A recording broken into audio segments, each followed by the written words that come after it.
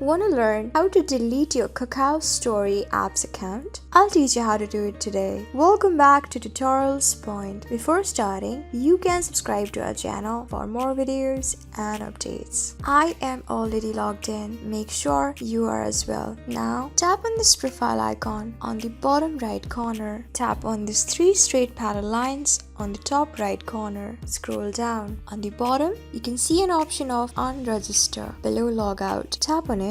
You can see that if you unregister from Kakao Story, the following data will be deleted. That is almost your every data. If you agree to it, tap on this circle with a tick inside it in front of agree, and then tap on agree on the bottom. Now you can see that with the input of the password, the deletion of your Kakao Story account will be completed. So tap on password and enter your password connected to this account. When you're done, tap on confirm below. You can see that you have been unregistered from Kakao Story. However, if you still want to delete your Kakao account, tap on delete Kakao account on the bottom right. So you can see that just by doing it, you have successfully deleted your Kakao Story account. So this is how you do it. I hope this video was really helpful for you and I was able to help you. I am going to see you on the next video. Till then, keep calm, stay safe, and goodbye.